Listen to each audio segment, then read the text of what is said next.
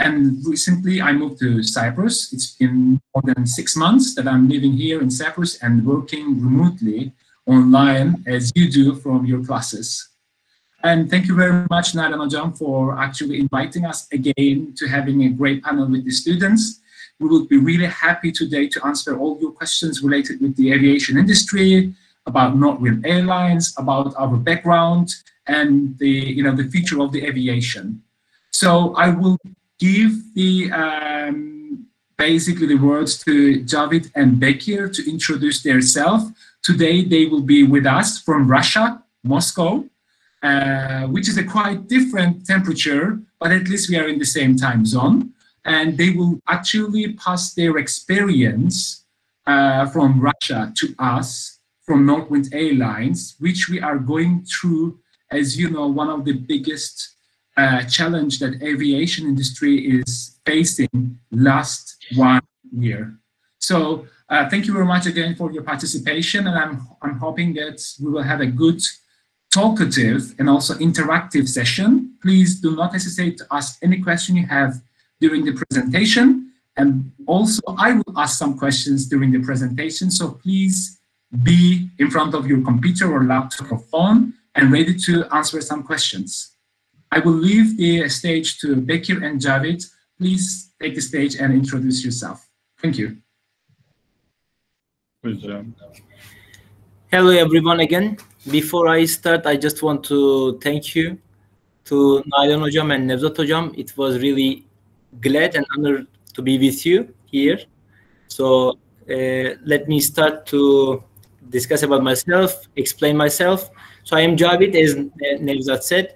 So I am Director of Pricing and Ancillary Revenues here in Northwind Airlines. So I graduated from Istanbul Technical University. Maybe you know that university, but almost the same department like you. So Nalan Hocam, I think you know this. And also I graduated as aeronautical engineer and with the double major space engineer with the double major program. Then I finished my MBA and then I started PhD, but unfortunately still trying to finalize it. Still trying to writing my thesis. Maybe you will support me after this conversation. It has been 3 years still writing.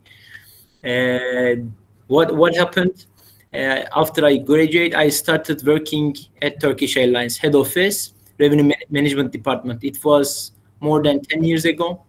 So I worked as a pricing specialist there almost 3 years. Then I became manager of North Europe, which I love the region. I was responsible for 10 countries, including Russia, England, Finland, Norway. I mean, perfect countries in the world, I think. Then I became, after 3-4 years, I became network planning manager at Turkish Airlines. So I was responsible for all our network, including domestic, international. So we were deciding the routes, frequencies for all, as I said, international and domestic. So 1.5 years ago, Bekir called me and he said, Javid, do you want to live in Russia? Do you want to live in Moscow? And I let's say, after a little bit hesitation, I said, okay, I'm ready. Then I started at Northwind Airlines as Director of Pricing and Ancillary Revenue. So as I said, it has been 1.5 years. So we are working here together with Bekir. What we are trying to do is pricing and ancillary revenue. Let me explain very briefly. Pricing means we are flying from destination A to destination B, which is 200 destinations we have. As pricing department, we are trying to define all these prices, checking competitor fares, checking demands, markets, something like this, sometimes cost. And ancillary revenue, I want to discuss ancillary revenue later, but it became very important in airline industry. Additional services we can call also ancillary revenue. It includes like seat selection, baggage, meals, something like this.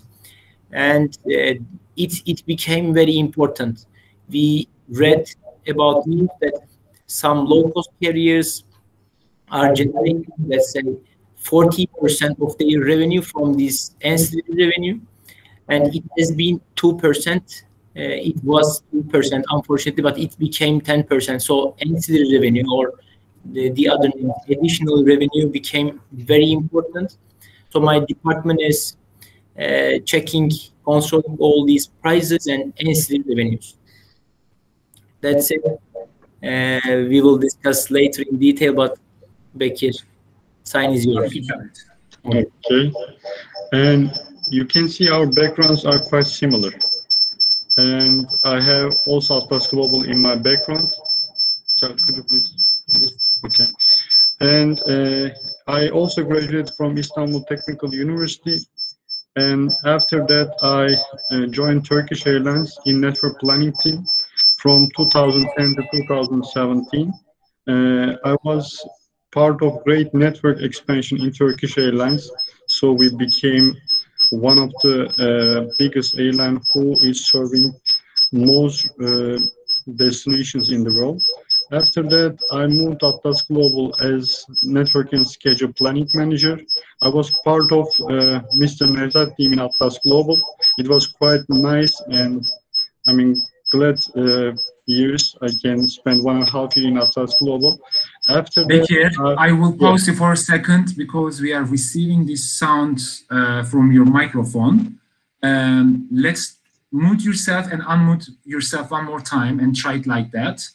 Sure. Mutlayıp tekrar kendine şey yap. Çıkmana gerek yok aslında. Kendini mutlayıp girip. Veya şu an iyiyiz. Bence şu an devam edebilirsin. Şu an beni duyabiliyorsunuz. Peki şu an ses net mi? Yok, çok kötü geliyor ki şu an. O zaman yine yankı var. Evet. Cavit, belki biraz mesafenizi açabilirseniz birbirinizden. Evet. Kapmaz. Öyle daha iyi olabilir diye düşünüyorum. I sorry for quickly, we want to solve the issues with the voice and sounds that you are hearing. Sesini kısın. Yok senin şey geliyor. Senin sesin benim Cavit'in şeyi kapalı, mikrofonu kapalı zaten. Mikrofon, onun hoparlörü benim kulaklıktan ses olarak size geliyor maalesef. O zaman anladım. Biraz o sesini kısabilir o zaman. Şu an çok daha iyi herhalde. Evet, şu an çok iyiyiz. Tamam. After that, I moved at beginning of 2019. I moved to Northwind Airlines from Turkey to Russia, and it was also, I mean, great experience for me to live in different country.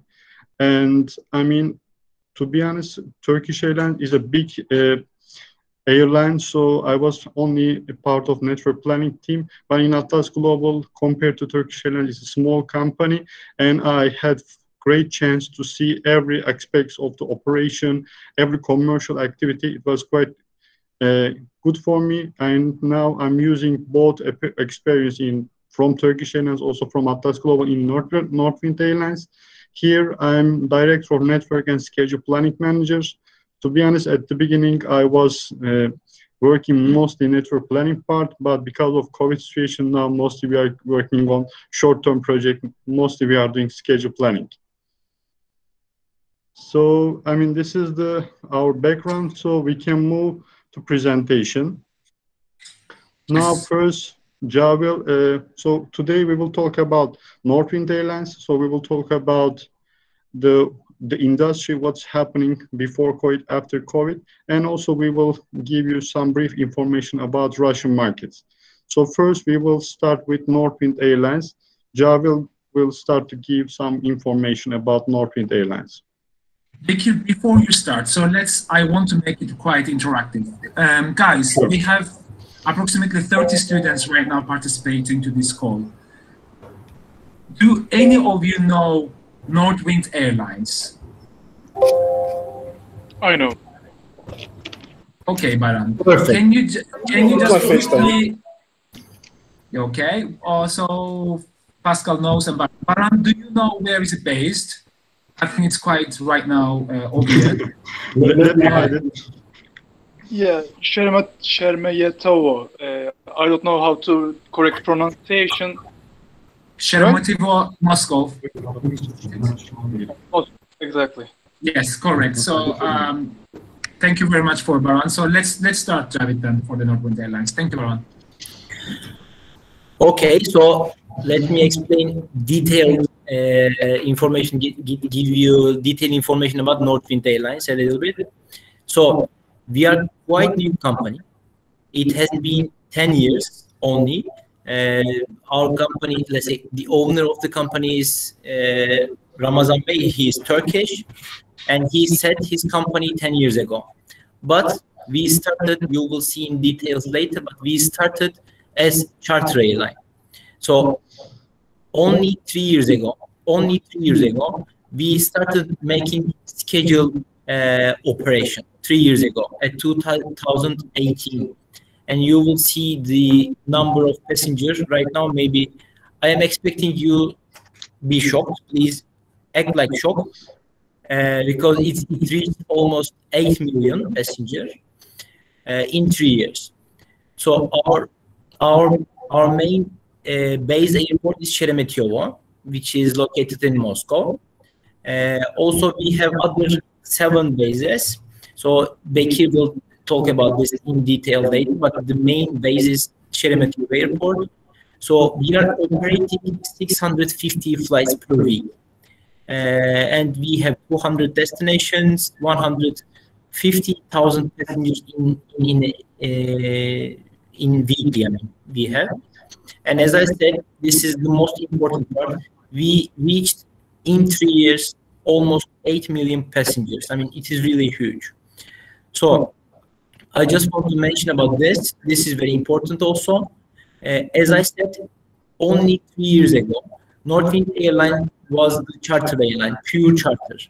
But right now, we have almost 70% schedule and 30% charter proportion. It is quite important for us. So if we talk about Northwind Airlines, so we must definitely talk about Pegasus. Who is Pegasus? Pegasus is the biggest, one of the biggest tour operator here in Russia. They set 25 years ago, almost 30 years, let's say. And this tour operator is very critical for Northwind Airlines. Why? Because when we are trying to, let's say, open new routes, okay, we are discussing with this Pegasus tour operator, and they are helping us to increase load factor. So with the help of, with the support of Pegasus tour operator, let's say we are starting with 30-40 load factor for one route, and it is quite important for us to find, let's say, these passengers. That's why Pegasus is so critical for us, and we are sister company. Why I'm talking about Pegasus? Because the owner of the Northwind Airlines is also at the same time owner of this Pegasus tour operator.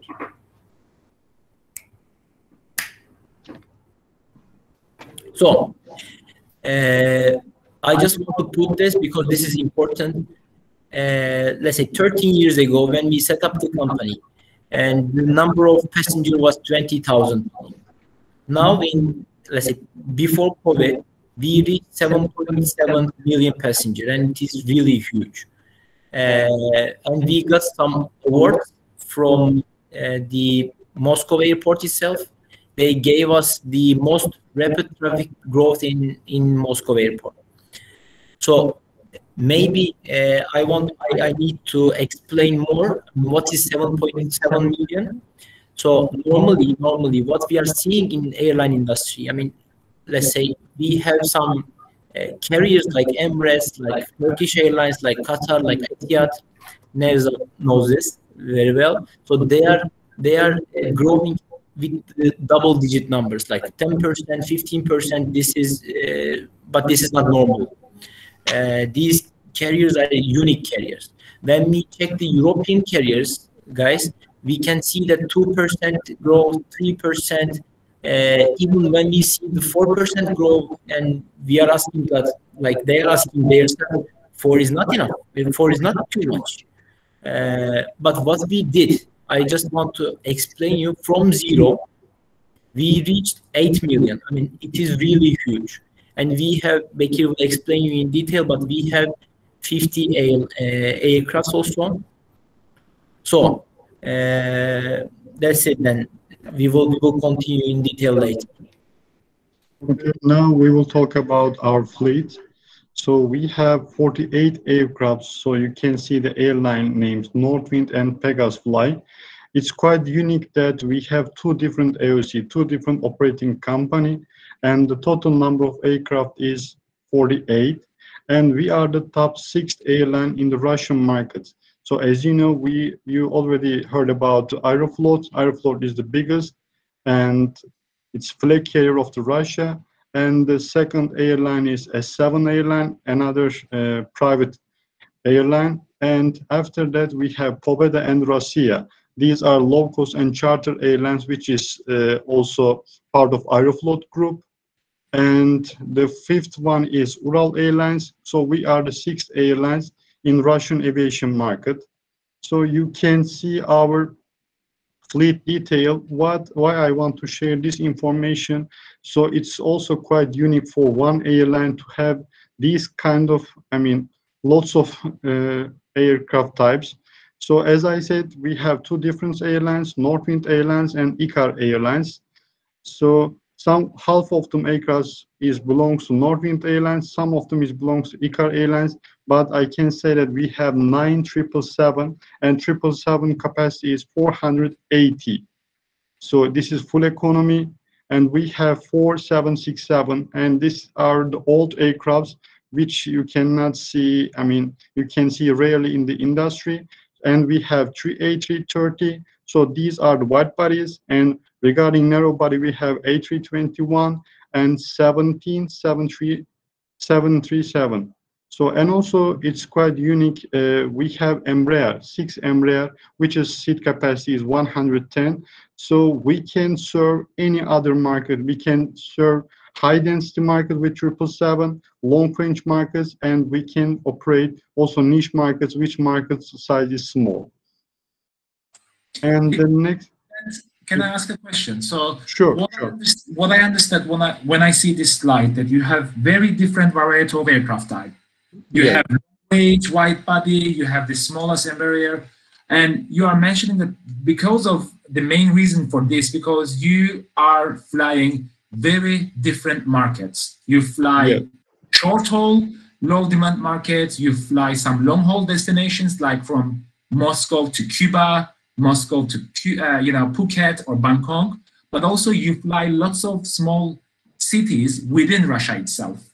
So these aircraft types are giving you flexibility to actually fly the smallest destination, very large destination, different kind of markets. Am I getting it correctly? Yes, definitely. But then we also covered during one of our classes with the students, having different kind of aircraft types is bringing, the question guys, is bringing complexity. So how are you dealing with this complexity? Because you have 777, you have Airbus family, you have Embraer family. So is that having lots of different kind of aircraft types, is that bringing lots of complexity or problem for you? I mean, definitely. So let me give you some examples about advantages. For example, we are putting 737 in Moscow, St. Petersburg, its biggest market in Russia. So we are putting in the capacity is 189. So when we are checking the operation day, the load factor is still, I mean, 50%. We can easily change the aircraft type from 737 to Embraer. So that brings us save cost. But as you said, I mean, this kind of operation and different types of aircraft is bring us additional maintenance cost. So, I mean, also sometimes we are basing 2 aircraft, 2 737 in St. Petersburg plus 1 Embraer in St. Petersburg. And also every time we need to send additional crew member. I mean, as you know, Embraer crew member and Boeing crew members are different, so we need to send additional crew member, which also bring us additional crew cost. So also sometimes we have some AOG problem with A321, which is seat capacity is 2020. So we are moving Boeing to that AOG situation, and the seat capacity is 189, 30 seat less, and also it's bring us some, no-show. So we need to bring some passengers. So that's always cause some problems. Even with the wide bodies, sometimes we have AOG situation, or sometimes we are putting 777 instead of narrow body, so the half of the aircraft is empty. This situation to bring us to serve very different markets, but I can say that it brings us many invisible costs. Yes, that's why I want to ask, thank you very much for detailed explanation, Bekir, because when we were covering during some classes why low-cost airlines are using single type of aircraft, why Ryanair is only using Boeing 737, why EasyJet is only using Airbus A320 family. The main reason, guys, we always explain is related with less complexity and less cost. Because when you have this single type of aircraft, of course, you can use the same crew, you can use the same spare part, everyone is expert on that aircraft. But if you want to fly somewhere long, you are not able to do that. But so that's the disadvantage part. But when you're having lots of different aircraft, it gives you flexibility, but at the same time, it is bringing lots of complexity along with cost. Okay, so Northwind Airlines, they position themselves in Russia, and because of their business model, they see more benefits than disadvantages, I think, in this case. That's why they're using so many different type of aircraft types. But operationally, this is very difficult to manage. Okay? Okay, thank you very much, Bekir. And also, in addition to, your comment, so as you know, we are charter and schedule airlines. We have 48 aircraft. So we are using half of them for schedule operation, half of them for charter operation. At least we are making in our schedule operation this simplicity with using 737 and Embraer. Generally, we say that please use A321s for charter operation, 737 for schedule operation. At least we are trying to differentiate the types with the operation schedule and charter operation to make the cost less.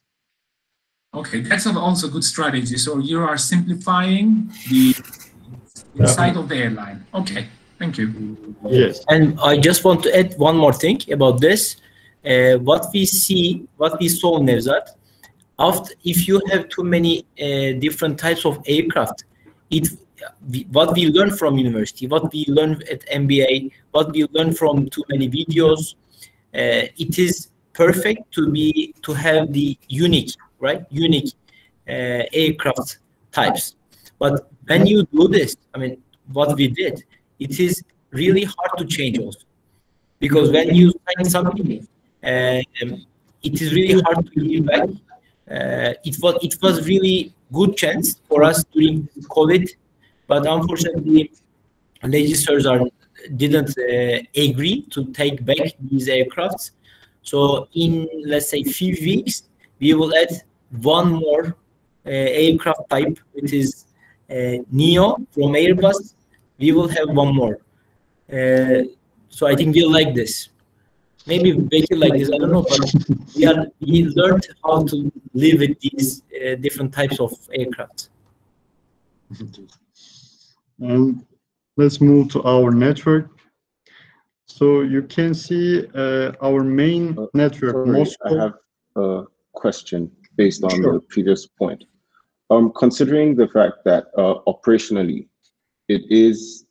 wouldn't you say you also have an added advantage, considering cost as well for maintenance, aside maintenance, but then training the pilots, considering the fact that you have about 30 aircraft from the Boeing family, and then you have another 12 from Airbus. So let's say with having just 6 with Embraer. Embraer is the only standalone, but then you already have quite a number of aircraft from the 2 main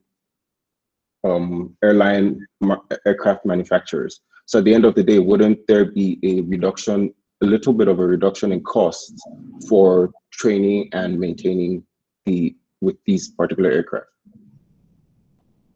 Yes, I mean, if at least we have Boeing and Airbus family, so it brings us cost advantage. But I mean, as Mr. Nevzat suggested, if we have one type of all aircraft is 737-800, also it brings us additional cost saving.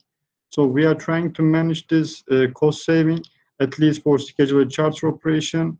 But I mean, as a part of our next strategy in following years, so we will try to reduce this differentiation.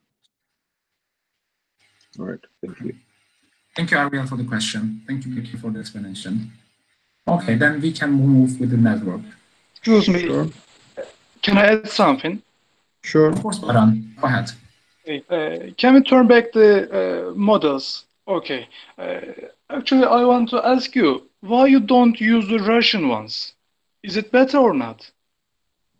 I mean, maybe government of Russia maybe supports you or not, I don't know. But I think it's probably better because it is Russian made and you are Russian airline. Yes, that's definitely a good question. So, I mean, the most popular Russian aircraft type is Sukhoi Superjet. So the seat capacity is 110, is close to Embraer. So, I mean, the Russian-made aircraft can, so we have Antonovs, the old ones, but I mean, it's old ones, it cannot be replaced with Boeing and Airbus. So the only replace can be Embraer.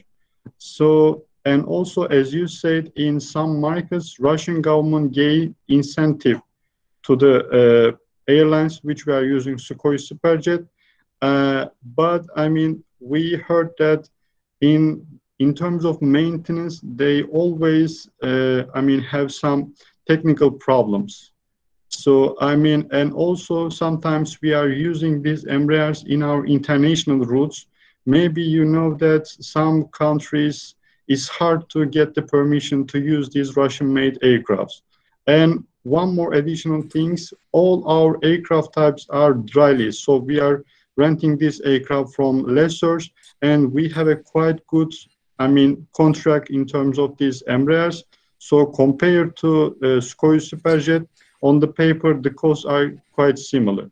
So that's why, I mean, for international operations, we selected Embraers instead of Sukhoi Superjet. Yeah, thank you. But it was really perfect question. Thank you, Baran. Okay, can I ask another thing, just a small one? What do you think about MC-21 or another?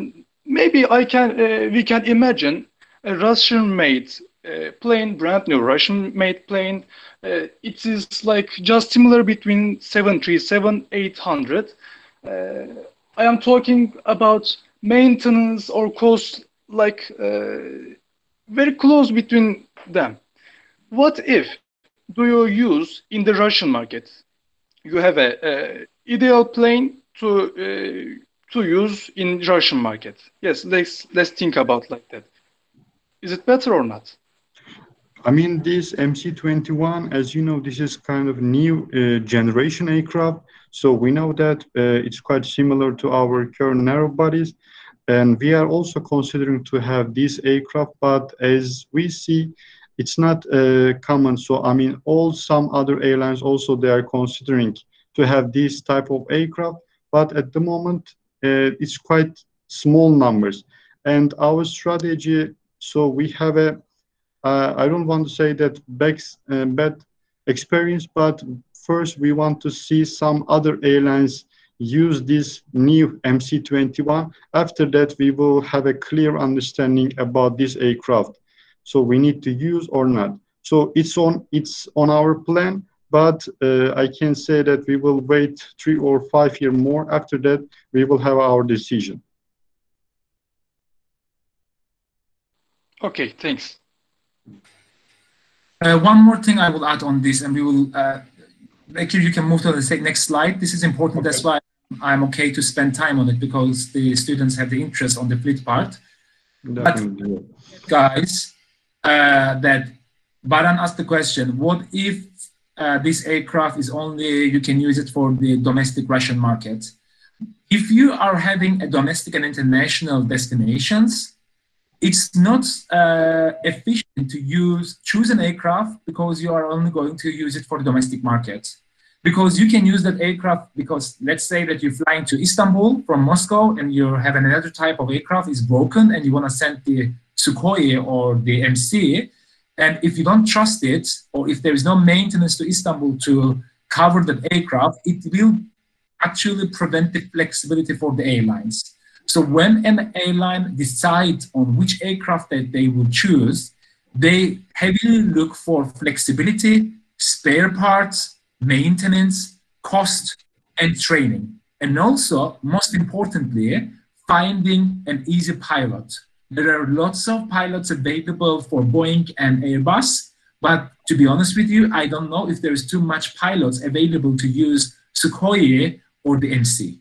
Okay, there are other variables, basically, that airlines taking into consideration when they decide their fleet.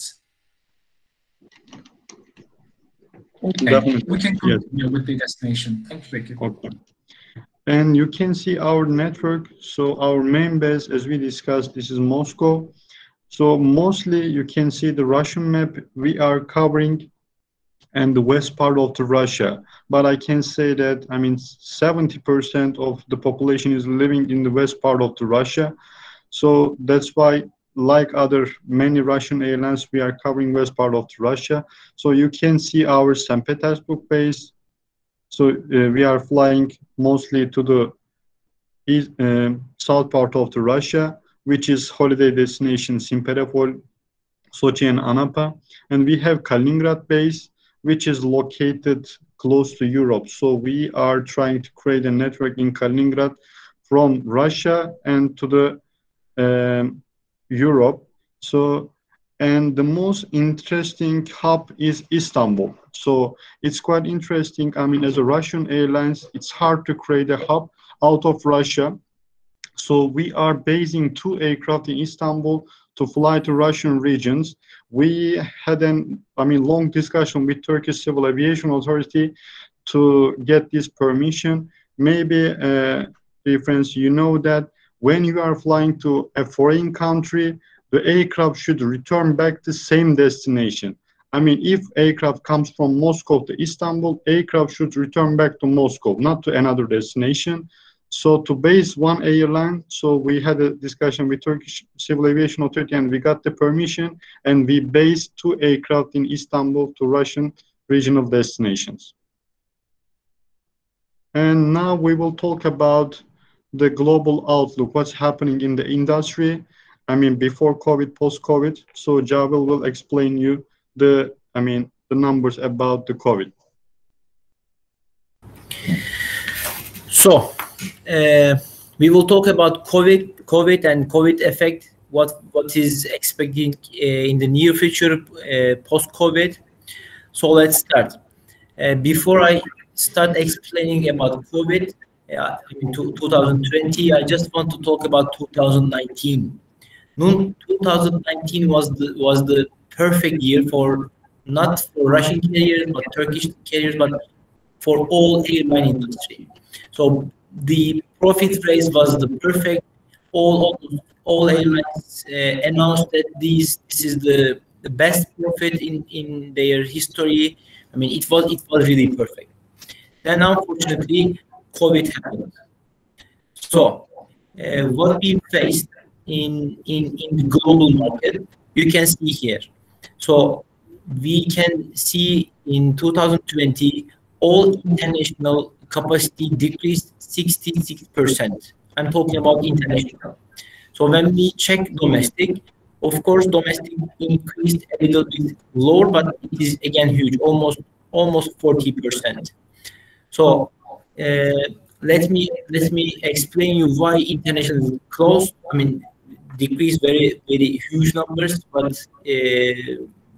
domestic is much more lower, because as you know, almost all countries afraid of this COVID effect, so they close borders. So too many airlines are not allowed to fly abroad. But for domestic, it was again people afraid of flying. But after 3-4 months, let's say, they are used to fly again. So that's why we can see here in international market, the number is huge. I mean, bigger than the domestic.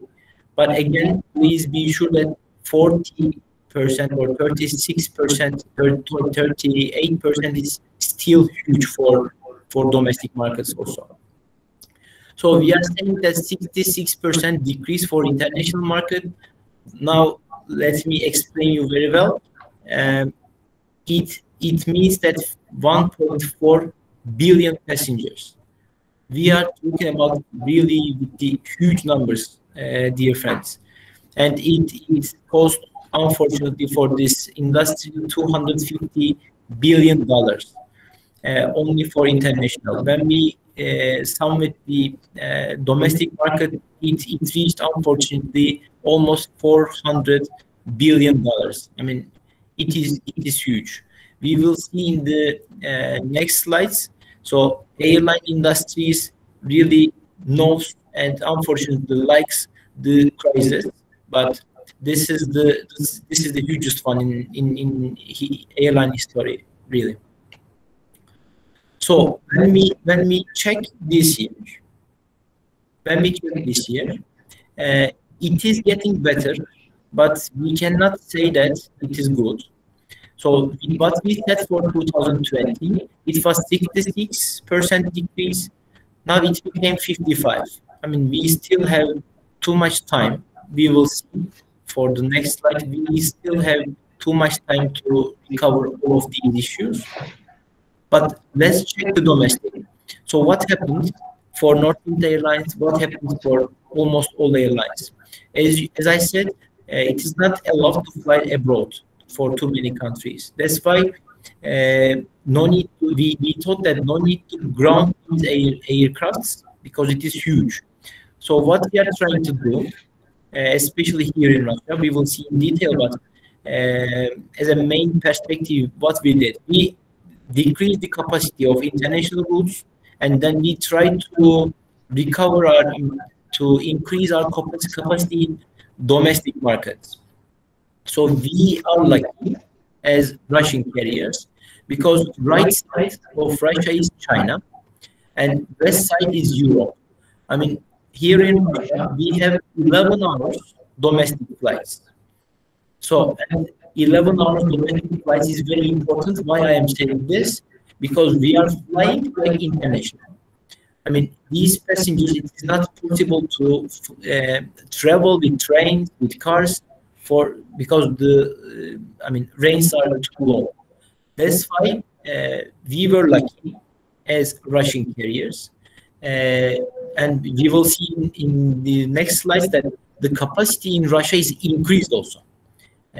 I'm talking about, I'm comparing with 2019. I'm saying again, the capacity decreased in the world 20, let's say 20%, but capacity here in Russia increased for domestic. So it will recover, but we need, I think, 3-4 more years to back normal. Normal means 2019 levels. Okay, guys, I will also interrupt here. We can stay in this slide. No, Bekir, you can move to the next one. As you know, we during the classes also we saw that everyone has a different estimation about the global traffic level. When will we reach back to 2019 level? I'm talking about the global level here, and there are different scenarios that when we'll be reaching there, which I think Javed and Bekir will cover that quite soon. But before we come over there, if you remember, we have 3 different scenarios, which is the worst case scenario, that vaccine doesn't work, when we are going to recover. Second one, vaccine will work, but it will take time to vaccinate everyone. And the third one, vaccine will work, and we are going to vaccinate at a global level very quickly. So with the good scenario, we are going to reach the 2019 level in 2023. So even with the best case scenario, we are going to reach the 2019 levels in 2023 at the global level. But what Javid was trying to explain here, of course, this will depend, and also is depending the region and the country. Because some countries, which we are going to see at the last part of the presentation, they have different characteristics than the other countries, like having a domestic market, which brings them a step ahead from the other countries, and they are seeing faster recovery. Or maybe they have less infrastructure, which they don't have a train, they don't have a proper bus, and the only way of the transportation is flying. So we will discuss those ones later on, but when you think about the global level, you have to also think about the regional level and the country level, and basically the variables that we are seeing in the aviation industry that affecting of these traffic numbers. Some countries maybe reach the 2019 results in 1 year. Some countries might take 10 years. But at global level, don't forget we are talking here the global level, okay? And we will go into the details, the country level, to Russia at the last part of the presentation. Mm-hmm. So, thanks, Nevzat. So, with this slide, dear friends, I just want to show you how critical decrease we lived. So I remember, I think it was 2 years ago. Our CMO at Turkish Airlines said we were discussing something. I think it was in 2018, and it was the perfect year of Turkish Airlines. The profit was perfect, everything was perfect.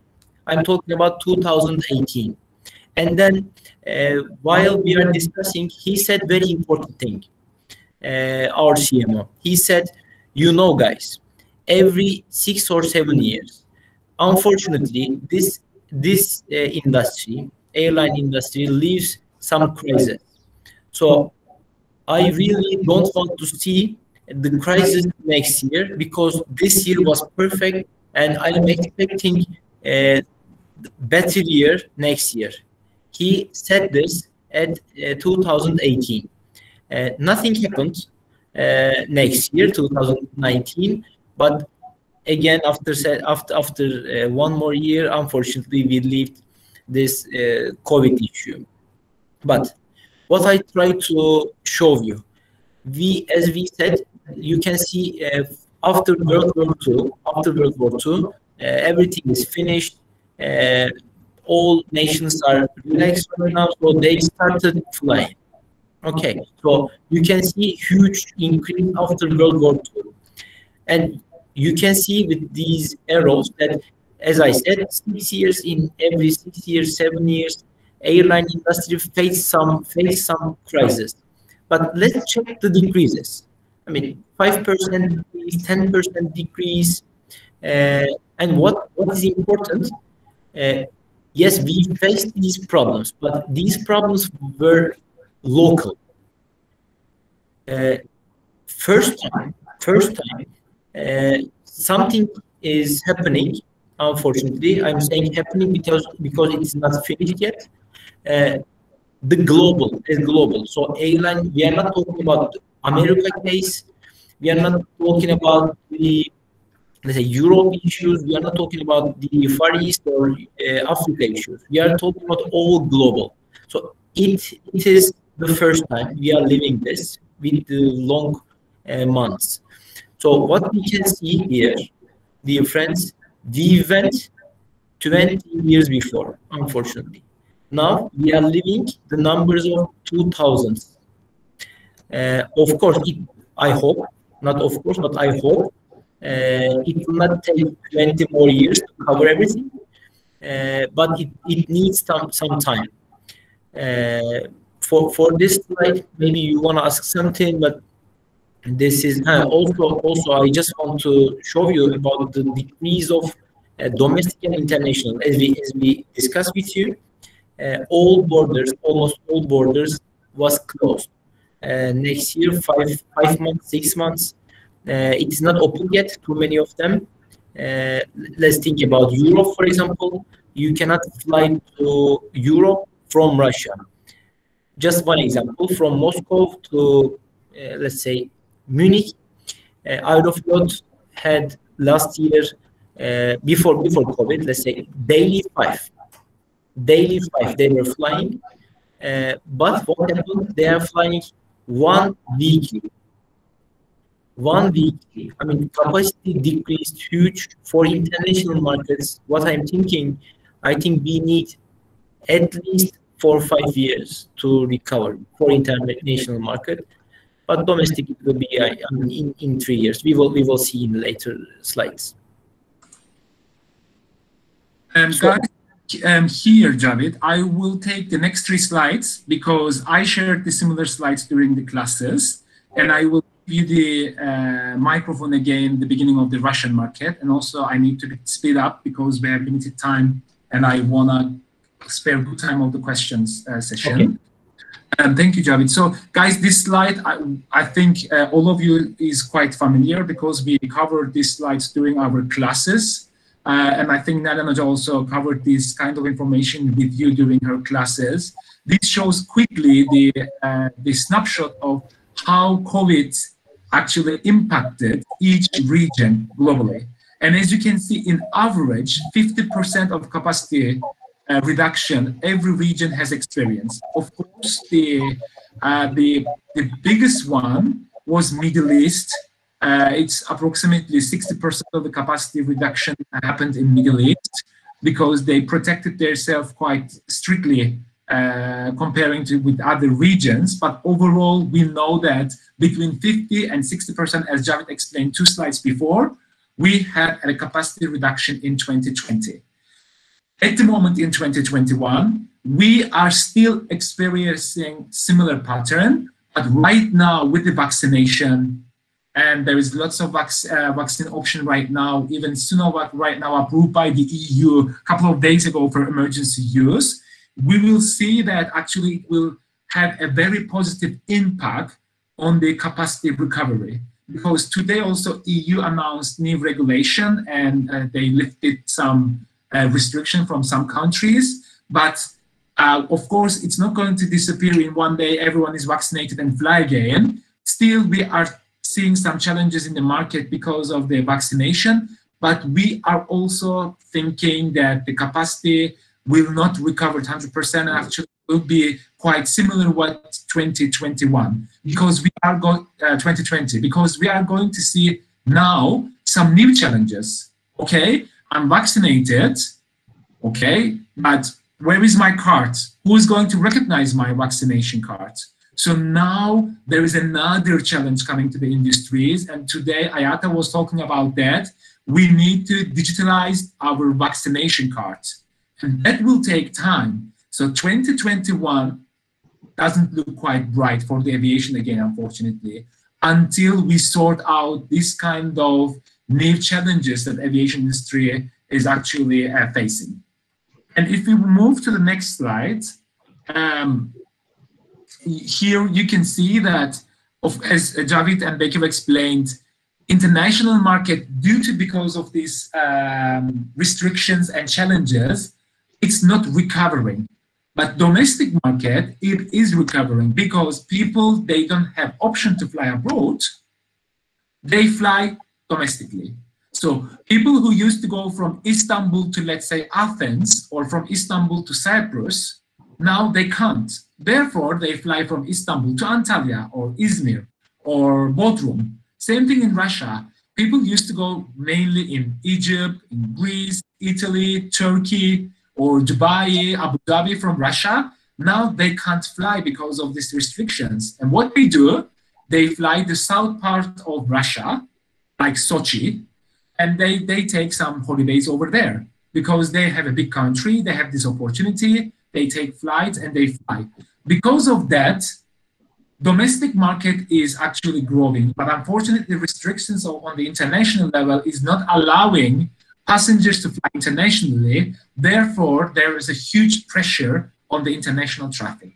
That's the main reason that domestic market is recovering faster than international markets. We can move on the next slide back here. Yeah, and here I just mentioned about this. There were a couple of scenarios about the recovery, and this is the newest recovery scenario by IATA, and this is the good scenario, by the way.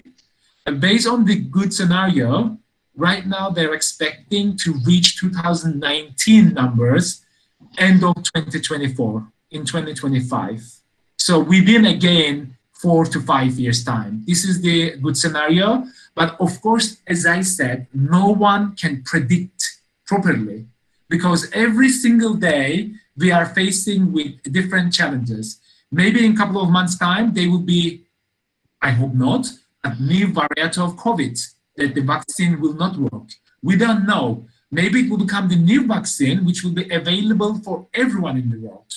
So these things, these variables actually influencing the airlines significantly, as you can see also from the prediction from the IATA. So on the next session right now, Bekir and Javed will take you in detail of what is going on specifically in Russian market. And I want to actually cover this in 10 minutes. So then I'm going to give 20 minutes time for us to discuss if you have any questions outside of these topics. So we can some kind of Q&A session, okay? Bekir and Javed, I will leave it to you. Okay. So, I mean, when we talk about, the whole aviation industry, so we will check which countries is recovering in terms of domestic and which countries are still far from the recovery, domestic. I mean, this whole slide is about domestic market. You can see the top 5 country which is recovering. Russia is the 5th position, and the biggest recovery belongs to Vietnam, and the second China, where all the beginning comes from China, and the third one Tanzania, Korea, and Russia. And you can see the bottom countries, and Germany still they have 90% decline compared to 2019 first 6 months. So they are still far from, they are quite restricted about this COVID. So they have still some lockdowns. So I think they will have more time for the recovery. So you can. Sure. Sorry, that's a very important slide. That's why I want to ask a question here to the students. Guys, Bekir just mentioned that very important topic. So here we can see mainly Asian countries, and I'm excluding Tanzania inside, but Vietnam, China, and Korea is recovering. Russia is recovering. Why do you think these European countries, mainly Germany, Finland, UK, and Sweden, they still 90% below the 2019 results? Why these people are not flying domestically? Do you have any guess?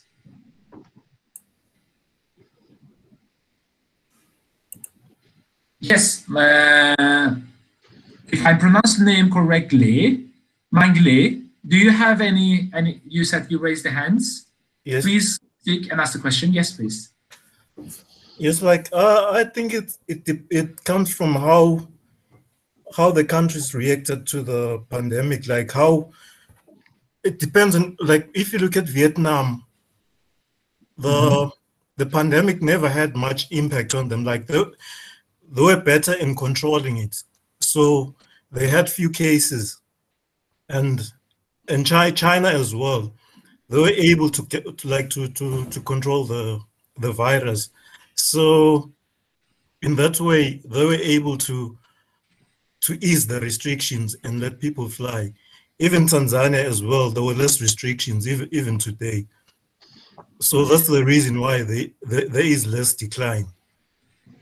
That's a good approach. I'm keeping that right now, Mangale, and I'm gonna ask, is anyone has another opinions? Because I have an opinion a bit different than Mangale, but that was a good point, Mangale. But I will answer your comment later on. Has any of you have any other opinion? Okay, so I want to give my opinion. I'm not saying that this is true, guys, because there is lots of different variables in this case. But for example, on Mangale's comment, I can say that Finland and Sweden was really good with managing the COVID, but still the 80% below the 2019 results. People are not flying. So in my opinion, one of the main reasons here, and Pascal, do you want to answer? Are you raising your hand? No. Okay. So for me, one of the main reasons after this COVID, people, they really thinking about how important is the environment-friendly traveling. Because we know that this is happening again, the interaction between the, the wildlife and human life. That's why COVID came in our life. So now, specifically the EU countries, they're really focusing on green living standards. Therefore, even some airlines, they are putting some advertisements and saying that if you are going to fly short haul, do not fly with us. Take a train. It's more greener than flying. Because flying with an airline, it is contributing to CO2, but there are other greener ways to travel, like a train with electricity, with electric powering, or another different, more environmental friendly type of fuel systems. You can actually travel from A to B within Sweden or Finland or UK with a train or with electric car. These countries right now, and even their airlines, they're promoting the passengers to don't fly short haul. When I say short haul from, let's say, from London to Manchester, take a train, because we killed the environment and we need to recover. Therefore, do not fly and take a train or take your electric car or cycle if you can. I'm just giving an example, okay? So these EU countries, they're really focusing on right now to be environmental friendly approach. And what we are going to see after the recovery, the most of European airlines will not fly domestic destinations because they will push the passengers and people to take a train. Okay, that's my opinion. I'm seeing this also from different countries right now. But let's see what will happen after the COVID. And also, Nevzat, I want to add one more thing. This is all about the mentality. Addition to you, this is really all about the mentality. So when we walk here in Russia, weekends, you can see maximum 5 people with masks. And we are, let's say, using masks as Turkish people living in Moscow. And people sometimes asking us, are you okay? What happened? Why you are using mask? Something like this. So I was in Turkey 1 month ago. So if you are not wearing mask, I think police will catch you. So here in Russia, yes, COVID is very important, but traveling and going to holiday is much more important. So that's why you cannot stop this. We call this mentality. It is good for Northwind Airlines. But of course, it will, the number of COVID issues will increase. But right now, we are talking about the airline side, so it is good for us. So mentality is important, I think. I totally agree. Thank you, Javid. Yes, we'll leave it to you again. Yes, again, Russian market recovery, 2019, 2020, and 21. You can see the annual capacity for each year. And for 2019, 20, and 21, you can see in 2021, domestic market capacity will increase. I mean, it will be even 9% compared to 2019. I mean, it's hard to see this kind of increase on the other countries. And when we check the international market, so we still far from the, 2019 levels. So you can see the monthly capacity within Russia.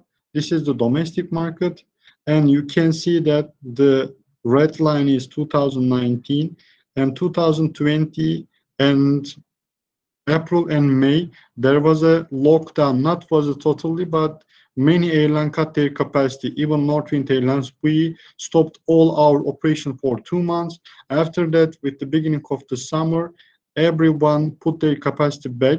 And August 2020, the capacity reached 2019 level. So after that, so you can see 3 months, it's above 2019. And in winter season, the leisure destinations market stop and the level goes down again. But there was a huge expectation for 2021. And this is the, we have some reasons for this recovery. And many airlines cut their international capacity to they have 2 options, to keep the aircraft on the ground or to put in domestic market. So the domestic capacity increase, they really offer competitive price. Even, some people hesitate to travel, but they generate new traffic. Cheap traffic, but even they generate some traffic. And as Javid said that in Russia, going to holiday is quite important. Everyone definitely have to go 1 time in a year, should go to holiday. Even sometimes we heard some stories, people are selling their car to go to holiday. So leisure traffic is quite important in Russia. So the most important, I can say that business traffic decreased, but leisure traffic it increased, and you can see it in the graphic. We have a huge expectation for 2021. And after that, the COVID story, we want to show you where is Russian civil aviation is located in the world. So you can see number of passengers on airlines worldwide 2019. The first one is, these are million, close to 1 billion United States, then China, then Ireland, and Russia is located its 7th position. And maybe you have a question regarding this graphic. It's quite interesting. We can understand United States, China, India, even Japan, in Russia we can understand, but Ireland and United Kingdom, it's quite interesting to be on that list. And dear students, do you have an idea why Ireland and United Kingdom is here?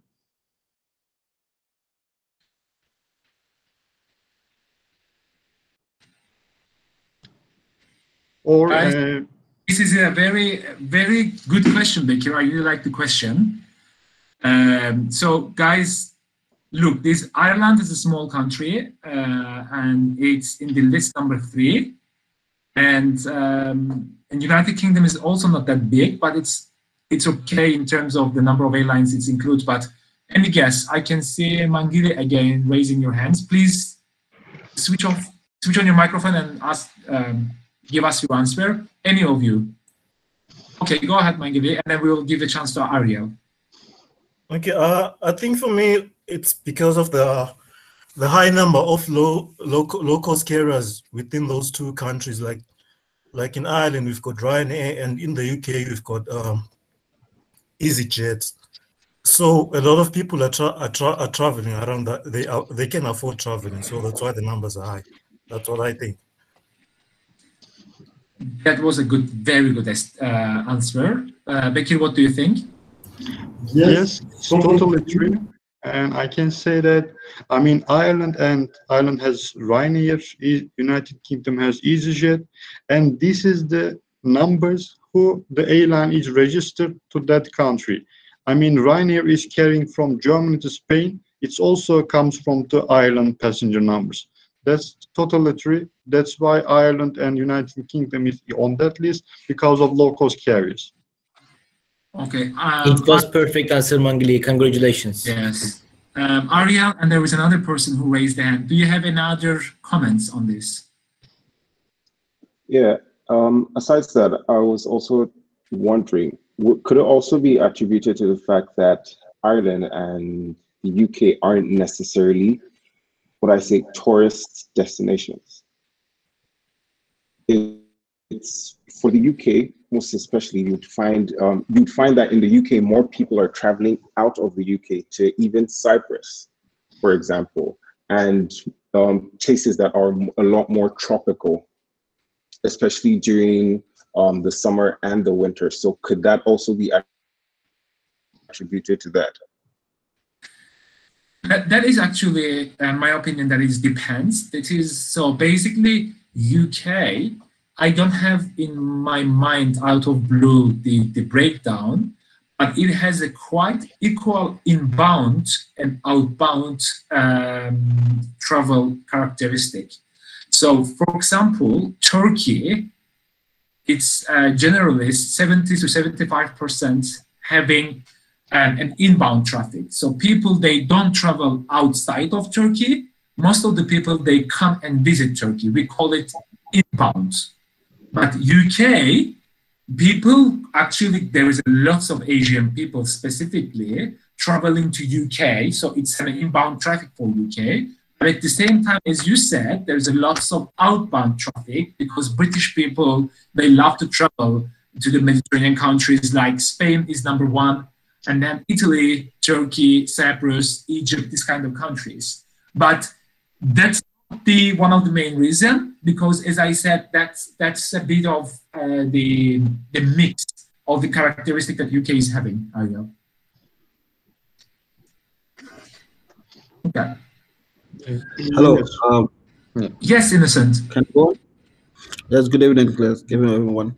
I also wanted to add, which I'm not sure if it's totally correct, but I'm also thinking part of those high numbers is possibly the geographical location. Is it like a transit area to most airlines come into these countries and then transit into other countries or other places? Because I feel like with the British Airways, for example, a lot of people come from Africa and they go into Europe, they use UK and they transit in the UK. So I feel like there's a lot of inbound traffic that's coming to United Kingdom. And also, like you mentioned, the outbound traffic as well. So I'm thinking, is there a geographical potential? Is that why this is it? I think that can be one of the variable, but actually, so geographical location, when you think about Ireland and UK, these are the two Western country which is located in the western part of the Europe. I'm taking out Iceland, but these two is main transiting point for US from Europe. So people mainly fly from Europe to London or Dublin, and from Dublin to US, the west, the east coast of the US and Canada. So yes, not specifically from Africa, UK, and Europe, but it's mainly Europe, UK, Ireland, and US, and vice versa. But it's a good guess. In a sense, that's one of the reasons that Ireland and UK is in this list. But the main reason, I think it's covered by Mangali, it is because of the two biggest European low-cost carriers are based in these countries. One is EasyJet and the other one is Ryanair. Now we can continue number of airlines by country. So you can see the ranking. United States is the first, and they have 78 airline. In China, they have 41, and Russia is the third position with 40 airline. So just understand the comparison. I also put Germany and Turkey. In Germany, they have 18, which is, they have Lufthansa Group, and in Turkey, they have 10 airlines. So when we check these 40 airlines, so you can see the top 6 airlines. The first one is Aeroflot, then S7, then Pobeda, and Russia. The blue ones all belongs to Aeroflot Group, and then Ural Airlines, and then Northwind Airlines. In this list, Aeroflot is a network carrier and they are flag carrier. S7 kind of network carrier. Pobeda is low cost. Russia kind of charter airlines, which belongs to Aeroflot. Ural Airlines, they are hybrid, and with Northwind Airlines also, we are locating our position in Russia, kind of a hybrid. So, I mean, in long term, we will increase our low cost expect, but at the moment we can say that we are hybrid airline. So you can. Bekir, right here, maybe we can ask again to friends, what is hybrid? Yes. If you have any comments, please feel free to share.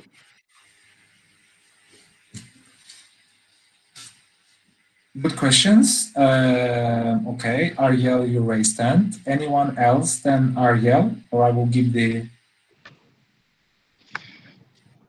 Yes. Well, I Okay, think basically. Okay, go ahead, and then I will give it to Ariel. Yes, go ahead.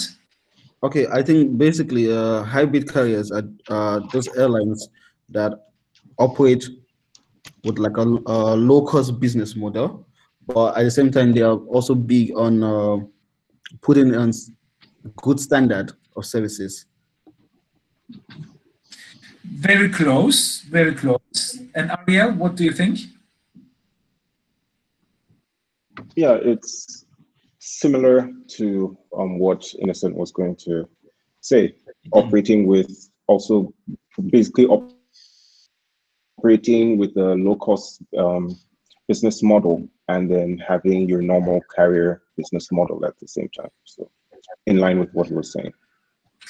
So guys, if you say that they're actually applying the low-cost model, but with better services and product, I will not say that is true.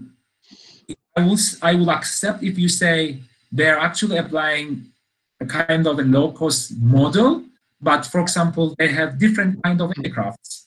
They have business class, or as you know, low-cost carrier, they use single type of aircraft, but you know that Northwind Airlines, they use different kind of aircrafts. Some of the aircraft, they had a business class before. I don't know if they have it right now, but normally low-cost carrier, they don't. They used to actually offer free of charge food, but now they're applying low-cost model. They charge for everything. So it's basically, it means they apply some of the model, and some part of the model they haven't still applied them. Okay. Okay, so let's continue on the next slide in this case. Okay, on this slide, I just want to show the 9 airline has more than 30 aircrafts, and 12 airline has, I mean, between 10 and 30.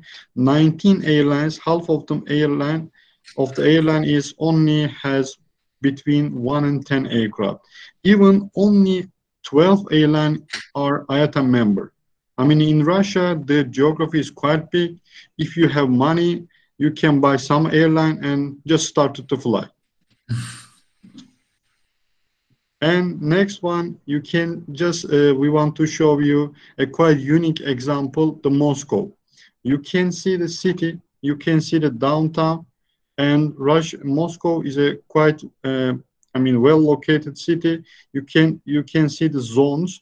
I mean, this is the center, and zone by zone, the population is decreasing. So we have 3 airports, Moscow Sheremetyevo in the north, we have Moscow Vnukovo in the west, and the south part we have Domodedovo. All these 3 airports, we have 3 base airline. I mean, it's hard to see that kind of, I mean, example in the world. Maybe we can say that in New York, they have Newark, they have LaGuardia, they have other John F. Kennedy. But I can say that here we have 3 airports, we have 9 base airline. So the Moscow population is 18 million. So the all airline is serving this 18 million. And I have a question here. Sure. To the students again. Guys, can you please tell me a European city which has more than 4, actually which has 5 airports within one city? So Moscow has 3 airports, Moscow, Sheremetyevo, Vnukovo, and Domodedovo. I'm giving another example. Istanbul has 3 airports at the moment. Atatürk Airport, Sabiha Gökçen Airport, New Istanbul Airport. But there is a city in Europe which has 5 airports. Do you know which city is that? And can you tell me the name of the airports? Is it Pascal or Mangeli? Mangeli, yes. Hello, I think it's. Oh, sorry. Innocent, let's give the to Mangeli. He raised first, and if you cannot know, I will pass it to you. Yes, Mangeli. Okay, I think it's London. Okay, can you please name the airports? London Heathrow, Stansted, Gatwick, Luton. How many are they now? Okay, that was great. One more. It's very small one. London City. Perfect. Bravo. I really like your answer, Mangeli. Yes, correct. London, as a city, has 5 airports, Guy. So we have some examples like Paris. There's also Charles de Gaulle and Orly. But if you take the example of Europe, London has 5 airports. But Moscow is not too bad. They have 3. So it's like such a big city. Thank you, Bekir. Yeah, please continue. And this is the end of the presentation. Thank you very much for your attention. Now we can make a session for Q&A. Yes, thank you very much, guys. And now I will be really happy to get some questions. Guys, you don't need to raise your hand, just unmute yourself. And if you have any questions about the entire presentation, outside of this presentation related with the aviation, I will try to guide you the right person to answer the question.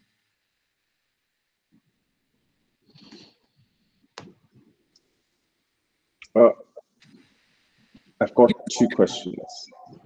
Yes. But they're both relating to the COVID numbers, the rebound of the COVID numbers.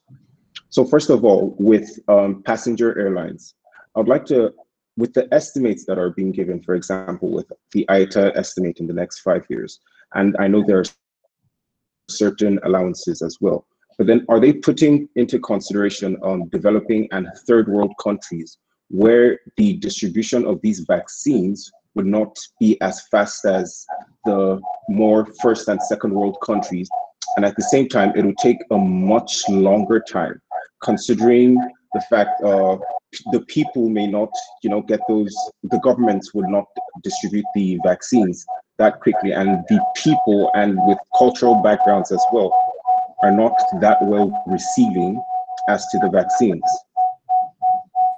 Okay, I will answer this question. Bekir, can I ask a favor from you? Because I think Javid's speaker comes to your microphone and making the noise again. You can stop the presentation now we finished. You can stop on the bottom part, and then I will continue. So Ariel, back to your question. As I explained, IATA has some different scenarios for this. And in the worst case scenario, not the worst case, the second scenario that they have is that yes, the vaccine will work, but it will take time to vaccinate at the global level. Because some, as you said, underdeveloped countries or developing countries, it will be so difficult to reach the same level of UK or Israel or the United States or other developed countries, the acceleration program. So IATA, the president, 2 days ago, he made an announcement again. Basically, he was saying that the global vaccination is a must for entire solution. Otherwise, if you even skip one country and people comes from that country and again infecting the other people, we will have a similar consequences. Therefore, IATA's president, he's actually really focusing on these things and saying that because as you know, IATA is really focusing on the government relation and trying to focus on the governments. It's saying that basically do not only focus on your own country. When you finish or when you come to a certain stage, you need to really support the vaccination program in the other countries, specifically the third world countries. Because if we don't vaccinate the entire world, we will have the consequences at the global level that we are actually facing it right now. We cannot say, okay, entire Israel is vaccinated right now. Wow, everything is perfect. So open the borders, trade is back to normal. Are they experiencing that? No. Yes, internally, inside of the country, the freedom and the movement works quite well. But at the international level, they are afraid to open the borders, even everyone is vaccinated. Because you don't know what kind of different COVID types will come to the country and again blocking the vaccination program. So it's, you know, back to your question, the proper answer is yes, they are focusing and they're taking into this consideration for the estimations. Other questions? I have a second question. So considering that now, with the COVID, when COVID hit, compared to the passenger airline side of the aviation industry, we know that the cargo side and cargo and freight, compared to passenger side, they actually did have an upsurge in tonnage, considering the fact that people were in lockdown and that was the best way to get things across to them. And also with the vaccine rollout and airlines and aircraft, I mean, being the best form of transport for the vaccines, are they expecting that cargo numbers, the cargo tonnage numbers, would sustain these high levels in the coming years, or are they going to keep increasing? Or do they expect a possible dip in the numbers? I can say that if you want. So it was really good question. So what we did as Northwind Airlines last year, we changed our aircraft from passenger to cargo. 3 aircraft, we changed everything. We just took all seats and we carried cargo from Far East to Europe, from Russia to Africa to everywhere. But we unfortunately faced like the cargo numbers is decreasing. Why decreasing? Because from all airlines understand that they need to fly because to survive. I mean, so in that case, the number of schedule ones, not the cargo, but the passenger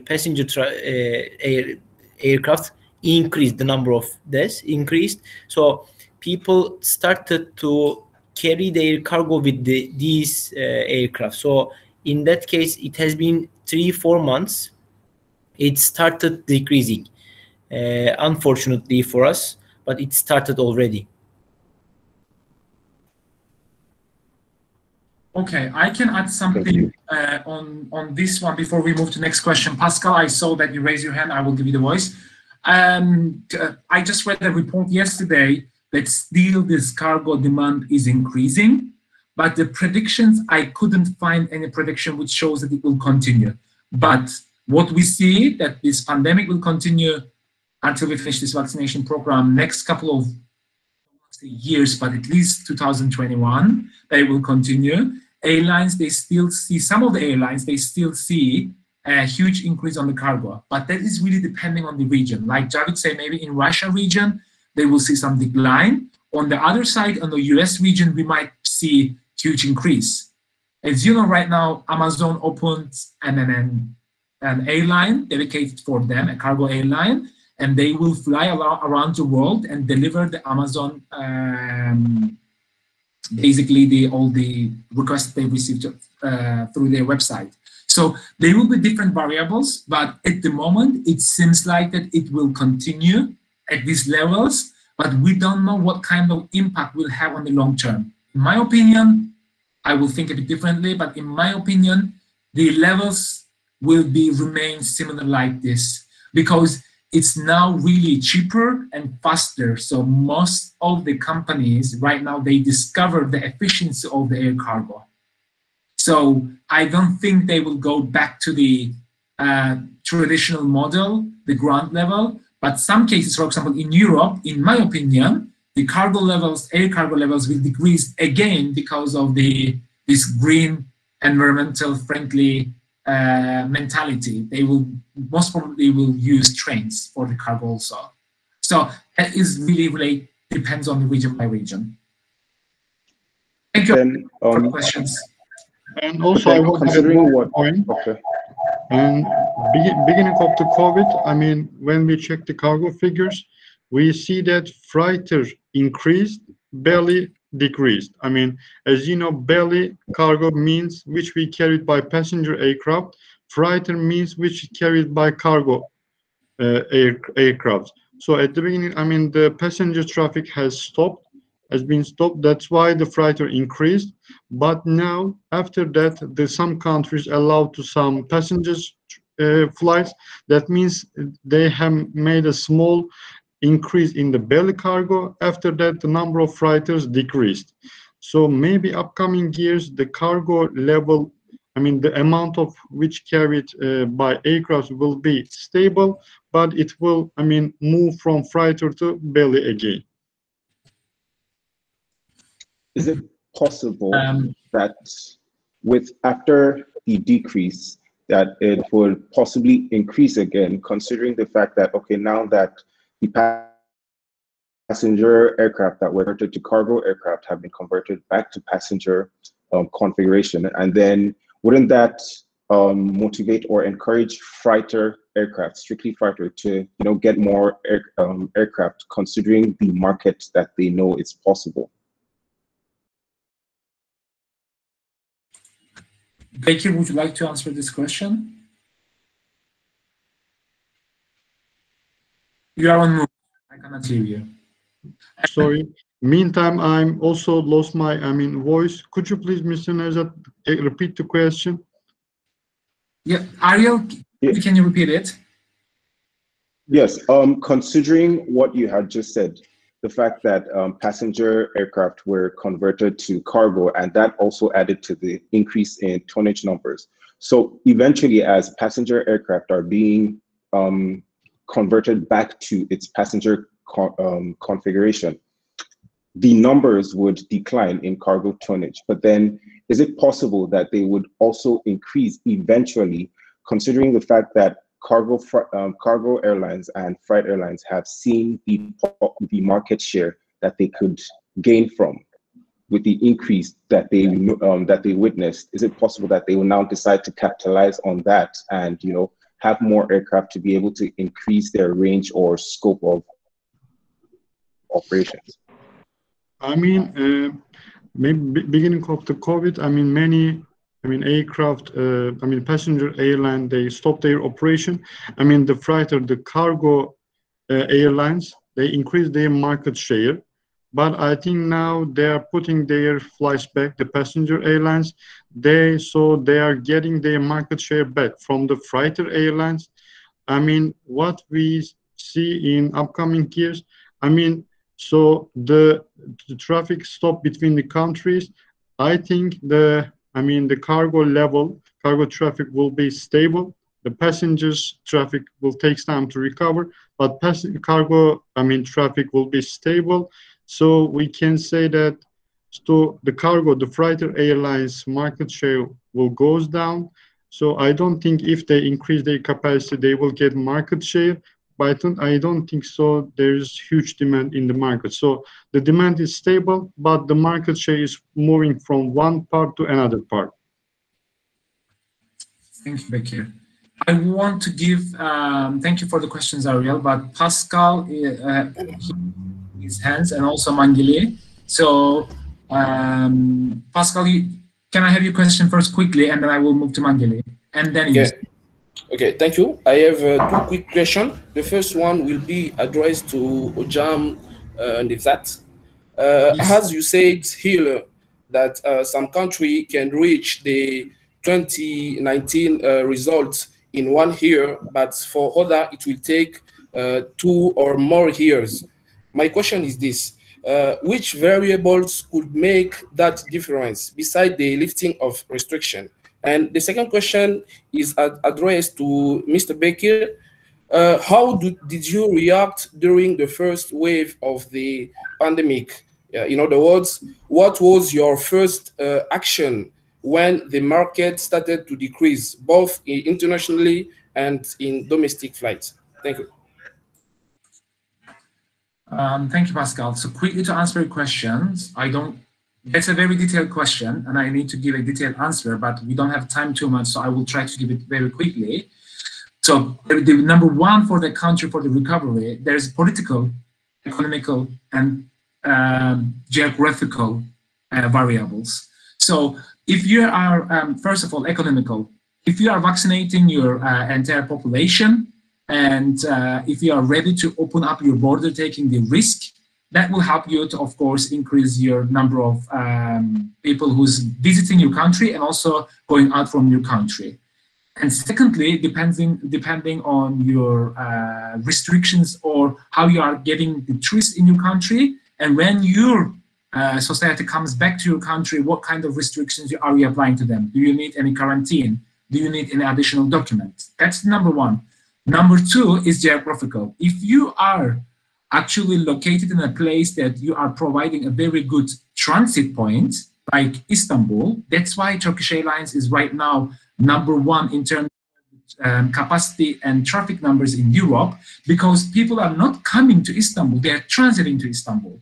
So actually that allows Turkish Airlines and Turkey itself to actually recover faster than the other countries, purely because of the geographical position. Because that's allowing between East and West and North and South to connect through Istanbul.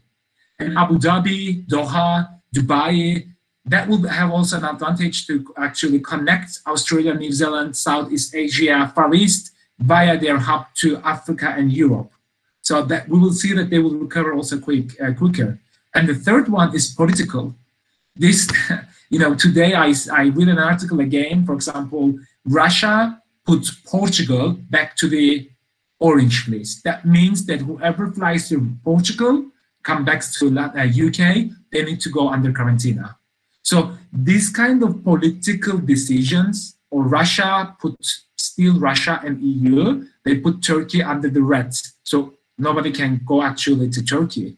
So this kind of political external factors will have a huge influence on the recovery. And of course, as I said, some kind of environmental side. If you have a domestic market, of course, recovery will be much faster, like China, like Vietnam, like Russia, because they have a domestic network. People who cannot fly internationally, they fly internally, domestic. So actually, Pascal, there's lots of other variables that I can give you right now, but these are the mains that I'm thinking out of my mind right now. Okay, I will pass Bekir to answer your second question, and then afterwards I'll go to Mangale and Pascal quickly, because unfortunately I need to leave in 5 minutes. Okay, I will be as quick as I can. So I mean, as you know, the COVID started end of 2019, and 2020 March it comes to Russia. And beginning of April, I mean, everybody's hesitating what happened. And even the country, I mean, they made a lockdown beginning of April. After that, everyone was home. I mean, so we decided to cut all our operations for 2 months. This is the first reaction from our side. So after that, beginning of July, so they have some, they made less restriction in terms of lockdown. So beginning of June, we started to put some flights, but I can say that 15 or 20% all our operation. After that, as of mid-July, with the help of strong leisure traffic in Russia, we started to put all our aircrafts on air. So I mean, as we discuss all the time, Russians wanted to go to the holiday, and we also based most of our aircraft to the leisure, I mean, the seaside destination. So we catch the leisure traffic and we turn back to our operation back to normal. And after, as of September, I mean, they managed the COVID situation here. I mean, they didn't make the population panic. So everyone get used to and try to fly. And even other airlines cut their capacity from international put to domestic market. So there was a huge capacity. I mean, they generated new traffic. After that, the recovery has started. Thank you, Bekir. So we answered the Pascal question. Then the third person is Mangili, and then I'm going to ask to Innocent. Okay, my question is about Northwind. Like, I'm just curious. Like, how do they manage two different business models in one entity? Like, they have a charter, and they also have scheduled. Normally, other airlines you find that they separate those entities. There's a charter entity, and then there's the scheduled entity on its own. I'm just curious in finding out how do they manage to put it under one entity. It is. I think it is a very good question. Let me answer very quickly. So, let's remember, we have 70% schedule and 30% charter. So we decided to do this. We decided to separate these two. Okay, so for 30%, for charter, we have different department. They are making their own pricing. They are making their own scheduling. Of course, they are asking us something about prices, about network, about schedule. They are asking too many things, but we have totally different departments for this. For example, from Moscow to Cuba, if they want to, let's say, set a new destination, not increase capacity, they are just making this, but they are asking our support. They are saying, like, we have 400 capacity, so we can sell 300, but we need support for 100 people, 100 passengers from schedule side. So as schedule, we are making pricing for, I mean, we are assuming that our capacity is 100. So that's it. But good question. We have different departments for this. Thank you, Javed. Okay, thank you very much. Thank you, Mangili, for a question. And Innocent, yes, please. Basically, I have two questions. One, I want to ask, what are this is for Northwind Airlines. I want to ask, what strategies is the airline taking in stabilizing and generating revenue for the company? And also, what are the competitive advantages that they think they have over other airlines post-COVID? And the other question is, as a country, and you wish to help your airlines, you want to boost the aviation industry in your country, can the government take an approach whereby all inbound coming into the country use the national carriers or airlines that serve the country? I will answer the second question, and I will give you guys the first question, Javed or Bekir, whoever wants to answer. But the second thing that you said, Innocent, it is against competition regulations. You cannot force people to choose to fly with national carriers or national airlines. That is against to the ATI, anti-competition rule. People need to be freely choose whichever is best option for them. So that's why actually, say again? I was going to ask, can the country pick like a Star Alliance airline to use and say, okay, we are aligning with this company to generate more revenue and to boost the aviation in the country? Yeah, that is again, over there again, it's an anti-competition because government cannot interfere any commercial activity of the airline. But here there is something which is against, in my opinion, the anti-competition rule is that, for example, Northwind Airlines is a private airline, but Aeroflot is government-owned airline. So during the COVID, government supported Aeroflot Airlines. They gave them lots of support in terms of, I would say, investment and money. but they didn't actually support in any terms of Northwind Airlines. Normally, that is against the anti-competition rule in Europe. But even in Europe, during the COVID, we saw that governments supported their own national carrier. Because actually, most of the governments, they use their national carrier, the face of the country, on the international panels. So this year was 2020 and 2021 is a different year. But even though, for example, Germany paid huge support to the Lufthansa group, but because it's against anti-competition rule, they said, okay, we're giving you this money, but we will take as a government some shares from your company. So when they pay a money, it has to be something in return.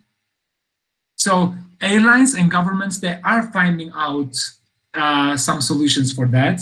But back to your question, commercially, they cannot impose anything. But anyway, Russia is quite big country, and they have, as you saw, more around 40 airlines in the country. So there's lots of options to fly to Russia. And your first question, I think I will leave it to Javid or Bekir to answer. Okay, for the first question, what we did.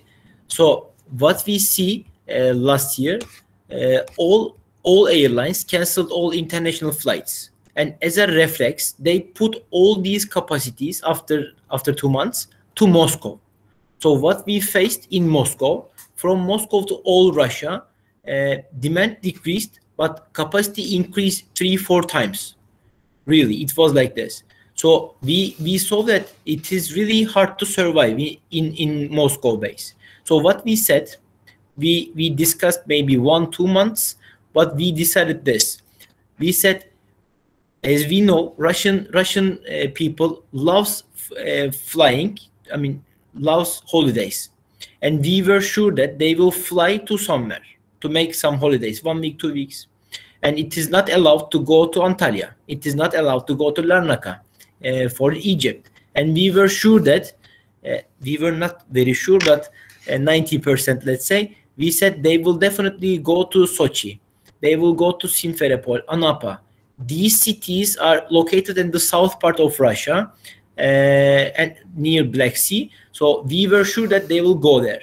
So what we did, we took some risk, and we took, let's say, half of our airplanes, and we based aircraft there.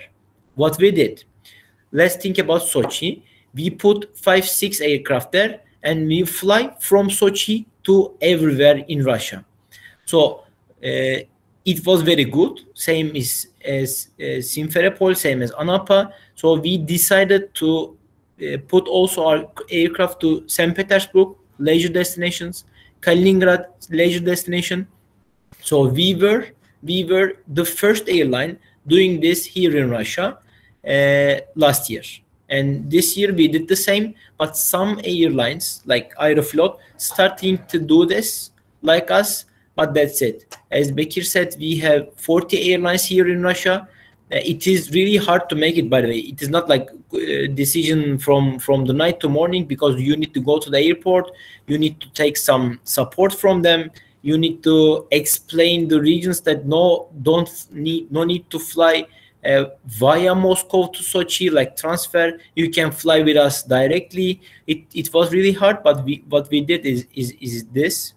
And the second thing is Pegasus, as I said we based these aircrafts, yes, but without Pegasus, you remember, like Pegasus, our tour operator, without Pegasus, it was impossible to make this, because 30-40% our capacity is sold by Pegasus, this tour operator. So we use the advantage of this tour operator. Fortunately for us, unfortunately for our competitors, they don't have Pegasus, and they didn't decide to base aircraft in South Russia. Thank you, Javid. So there are some questions if they have, and I don't know if you guys have time to answer, but unfortunately I need to leave. Nalan Hocam, if you want, because I saw Ebrima have a question about the Belarus aerospace. This is very updated topic recently happening. There's lots of things happening around that. And I think Bekir and Javed can answer on that from the Russian perspective. Guys, you can see the question on the chat box that Ebrima asked, but unfortunately, I need to leave. Nalan hocam nasıl ilerleyelim? Okay, hocam, you can go. I can continue as a moderator. It's okay. That's great. Thank you very much, hocam, for your attending. You're most welcome. Marvelous. Thank you very much. You're welcome. Okay, I hope everyone enjoyed, guys. It was really nice to be here today again, and I hope I will see you guys one day face to face when I come and visit the university. And maybe next semester I will be a guest lecturer or a part-time lecturer again. Who knows? I hope so. It's a surprise between Nalan and me. We will inform you about that. And thank you for your participation. And Javed and Bekir, I would like to thank you a lot for your time. I know you're super busy and connecting us from Russia. Your presentation and contribution was absolutely amazing. And I think it's really good to introduce some actually industry experts with the students, because they have to be ready to jump into this very challenging and difficult industry. It is absolutely fun. I really enjoy. I cannot believe one day if I move to another industry, but this is an amazing industry. It has lots of challenges. And I think meeting and introducing you with the airline experts, you guys will have more experience and you can be ready for jumping into the real industry one day. Okay, thank you very much again, and hopefully see you everyone later on. Thank you. See you Nedat hocam. Thank you. Bye-bye. Bye-bye. Bye-bye. Thank you. Bye-bye. Okay, Innocent, I see you raise your hand. What's your question? Could you ask? Innocent. No, sorry, Jan. I was the last question. I asked the last question. I didn't forget. I forgot to drop my hand. Oh, okay, then you don't have any question. Is there anyone have the question? Innocent, again, you raise hand. Yes, so John. I want to ask: is there a role that the airline carriers, or should I say aviation industry, can play in motivating people for air travel? Is there something they can do? Is there publicity stunts with social media that can be used to boost the airline industry again? Okay. Would like to give answer? Cahit hocam, Bekir hocam. I think I can. I mean, at the beginning of the COVID, I mean, everyone is curious about what would happen. I mean, the most of airline, they saw that they are offering some hygienic product in the aircraft. They said that after end of the day, they are cleaning their aircrafts. So everyone, every airline wants to, I mean, the people should believe that it's safe to travel with these airlines. So they always promote, even with their social medias, they are safe, they are headed to welcome to all these passengers. So they promote their safety, we can say that. Thank you. Okay. Okay, I think it's yeah, almost finished because we make you tired, hocam. Thank you very much. Hocam, also, I just want to add one more thing. We added our email addresses. So I wrote already for Bekir and I wrote also for mine. So everyone, dear friends, you can ask anything via these email addresses. You can see, right? Yes, I see, hocam. But when I check the chat box, I've seen there is another question from our masterclass students. But she's asking that what is Russian Airlines' approach towards IALSA program? Is your airlines have IALSA certificate? Do you have certification? Your airlines certified by IALSA? Yes. I mean, we we have plans. We already operating to Europe. So while we are operating to Europe, every country is asking this IOSA certificate. So we have this certificate. I mean, every 3 or 4 days we have some audit. So we don't have any problem with this IOSA certificate. Okay. Tahmine, do you have any question? Tahmine? Okay, guys. Okay, we have to finish now. If you have more question, you can see in the chat box Mr. Cavit Çolak and Bekir Bıyıklı. You can write them, okay? Aaron, I see you have another question, but I think it is the better way to ask via email, isn't it? Because it's too late at the moment. What are the requirements an airline supposed to have to be recognized by IATA? But it is different point. It is far away from, I think, our subject. You can send email to our participants and then get the answer. Isn't it, Hocam? Definitely, we will write immediately answers. Not immediately, but after some times we will definitely write answers. You can write anything to me, to Bekir, and we will write you back. Okay, thank you.